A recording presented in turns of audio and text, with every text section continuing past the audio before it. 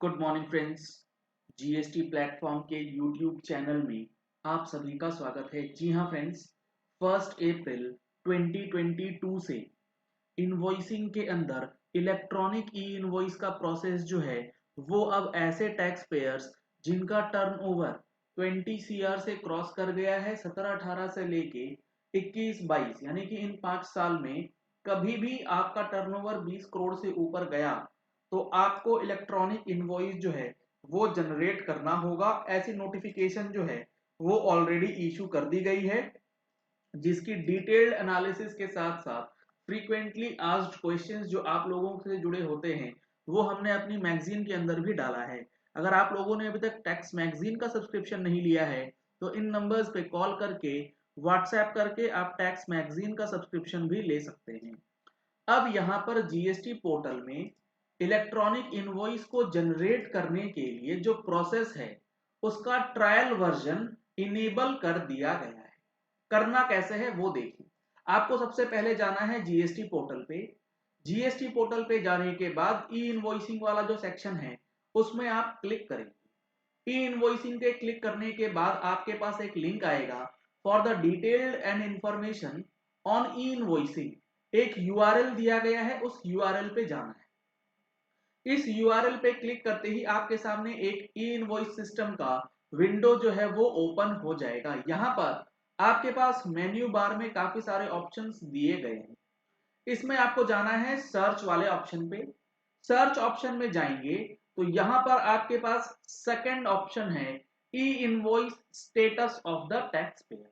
यहाँ पर आप अपना जीएसटी नंबर डाल के स्टेटस चेक कर सकते हैं कि आपका जीएसटी नंबर ई इनवॉइसिंग के लिए इनेबल हुआ या नहीं। इस पे क्लिक करेंगे और यहां पर डालेंगे जीएसटी नंबर जिसको आप टेस्ट करना चाहते हैं कि ये वाला पर्टिकुलर जीएसटी क्या ई इनवॉइसिंग के लिए एप्लीकेबल है या नहीं। जीएसटी नंबर डालने के बाद आपको कैप्चा कोड डाल के यहां क्लिक करना है गो पे। आप जैसे ही ये करेंगे आपके सामने स्टेटस दिखा दिया जाएगा, you are enabled for e invoicing from 1 April 2022। यानी कि इसका टर्नओवर 20 करोड़ से ऊपर होने की वजह से जीएसटी का ई इनवॉइस पोर्टल इस पर्टिकुलर जीएसटी नंबर को ई इनवॉइसिंग के लिए इनेबल कर चुका है। Presently you are enabled in sandbox system. Presently यानी कि अभी 1 अप्रैल से पहले 31 मार्च तक टेस्टिंग के लिए सैंडबॉक्स सिस्टम में ये चीजें डाल दी गई हैं। कैसे एक्सेस होगा वो भी देखेंगे। You will be enabled on production from 16 मार्च 2022। 16 मार्च 2022 से जो हमारा मेन जीएसटी पोर्टल है ई इनवॉइसिंग का, उस पे activities related to e invoice जो है वो स्टार्ट हो जाएगी। अब यहां पर जो ये सैंडबॉक्स सिस्टम है इसको कैसे आप एक्सेस कर सकते हैं। इसको एक्सेस करने के लिए आपको उसी वेब पेज पे जाना है जहां से अभी अभी हमने सर्च करके स्टेटस चेक किया है। यहां पर आप देखेंगे लेटेस्ट स्टेटस में एक लिंक दिया गया है e invoicing API sandbox dot NIC dot in. इस लिंक पे क्लिक करके आप ई इनवॉइसिंग का जो सैंडबॉक्स टेस्टिंग वाला वेबसाइट है उस पे रीडायरेक्ट कर दिए जाएंगे, जहां पर आपको इंटीमेशन भी दी जाती है कि नोटिफिकेशन 22 के हवाले से जो कि 24 फरवरी को आई थी, ई इनवॉइसिंग जो है वो मैंडेटरी कर दिया गया है ऐसे टैक्स पेयर्स के लिए जिनका टर्नओवर 20 करोड़ रुपए से ऊपर है। अब यहां पर आपको लॉग इन करके रजिस्टर कर लेना है और ई इनवॉइसिंग की टेस्टिंग जो है वो आप यहां पर कर सकते हैं और अपने आप को ई इनवॉइसिंग के प्रोसेस से फेमिलियर कर सकते हैं ताकि 1 अप्रैल से आपको परेशानी कम से कम आए।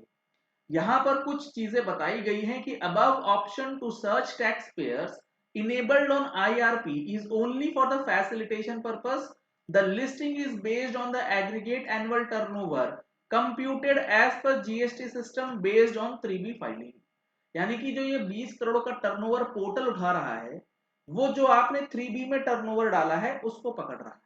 अगर आपने गलती से 1 लाख की जगह 10 करोड़ डाल दिया या 5 लाख की जगह 5 करोड़ की जगह 50 करोड़ से ऊपर का वैल्यू अगर डाल दिया होगा तो उस पर्टिकुलर फिगर को भी जीएसटी पोर्टल जो है वो रीड कर लेगा कि भैया आपका टर्नओवर क्रॉस कर चुका है लिमिट को और ई इनवॉइसिंग इनेबल हो जाएगी। The enablement status of the e-invoice portal does not mean that the GSTN is supposed to do e-invoicing. If a taxpayer is exempt from e-invoicing or e-invoicing is not applicable to a taxpayer for any other reason, they need not be concerned about the enablement status. आपने गलती से 3B में turnover डाल दिया था और उसकी वजह से ई इनवॉइस इनेबल हो गया, घबराने की बात नहीं है, आप उसे इग्नोर कर सकते हैं, आपको ई इनवॉइसिंग करने की भी जरूरत नहीं पड़ेगी, ऐसी बातें यहां लिखी गई। Please note that on the fulfilment of the prescribed condition the legal obligation to prepare invoice in terms of rule 48.4 of the CGST or the SGST rules lies with the concerned registered person. आपको decide करना है क्या आप liable हैं ई invoicing के लिए या नहीं। अगर लायबल हैं तो आपको ई इनवॉइसिंग ही करना है, अगर लायबल नहीं है आपको ई इनवॉइसिंग नहीं करना है, ऑप्शन नहीं है आपके पास कि चाहे तो कर ले। In case any registered person is required to prepare invoice in terms of rule 48.4 but not enabled, अगर आपके ऊपर लाइबिलिटी आ चुकी है इनवॉइसिंग की लेकिन पोर्टल इनेबल्ड नहीं है अभी तक, तो आप यहां पर ई इनवॉइस इनेबलमेंट भी कर सकते हैं खुद से।